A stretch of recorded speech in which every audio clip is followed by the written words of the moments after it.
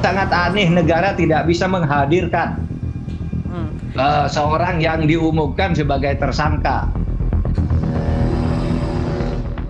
Pastikan ada di Indonesia, tidak di luar negeri, dan sudah dicekal dan dalam pantauan penyidik juga. Setelah polisi menetapkan mantan Jampitsus Febri Adriansyah sebagai tersangka kasus korupsi dan pencucian uang, hingga saat ini Febri belum juga muncul ke publik. Febri terakhir kali muncul ke publik sehari sebelum dirinya ditetapkan sebagai tersangka. Saat itu, Febri membenarkan salah satu TKP penggeledahan oleh penyidik Kortas Tipikor Polri adalah rumah pribadinya. Namun, Febri tak menyebut secara gamblang siapa pemilik uang ratusan miliar dan emas yang ditemukan penyidik dalam berangkas yang ditemukan di dalam kamar pribadinya. Mantan Menko Polhukam Mahfud MD menyoroti kejanggalan proses penetapan tersangka Febri dan rencana pelimpahan berkas kasusnya ke Kejaksaan Agung. Mahfud menilai proses ini melanggar KUHAP karena seharusnya sebelum Febri ditetapkan sebagai tersangka dan berkasnya dilimpahkan ke Kejagung, polisi harus memeriksa dan menangkap Febri untuk mengklarifikasi sejumlah temuan uang dalam berangkas rumah pribadinya.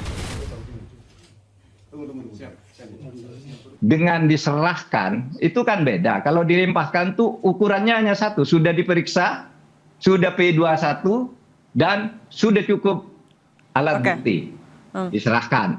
Kalau tidak ada itu tidak dilimpahkan, namanya bersembunyi atau disembunyikan oleh sesuatu kekuatan. Masa negara tidak bisa menghadirkan dia?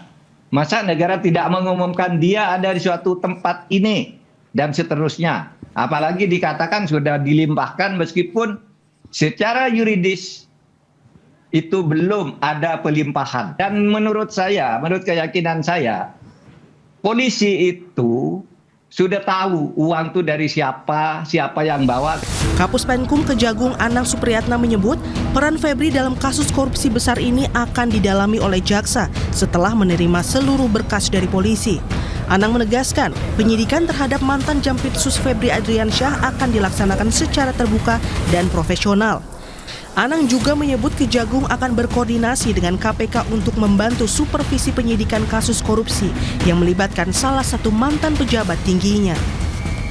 Itu kan ada pengakuan dari beliau sendiri dan bersangkutan seperti itu. Nanti kita dalami. Nah, inilah nanti akan kami dalami setelah lengkap semua yang kita terima. Kami tidak bisa berspekulasi, sekali lagi tidak bisa berspekulasi untuk saat ini, terlalu dini, nanti kita pelajari.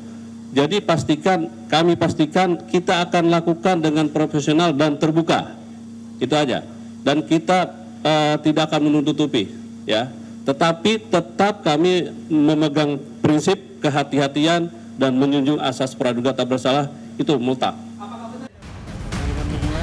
Sementara di tengah proses penyidikan korupsi yang menyeret mantan Jampitsus Febri Adriansyah, Kapolri dan jajarannya mengunjungi Jaksa Agung kemarin. Usai bertemu, Jaksa Agung menegaskan kunjungan ini bukan terkait penyidikan kasus korupsi tertentu dan membantah ada rivalitas antara Kejaksaan dan Polri. Ini juga saya dengan Pak Kapolri, tapi teman-teman jangan berpikir kami ini rival, kami ini adalah versus, tidak.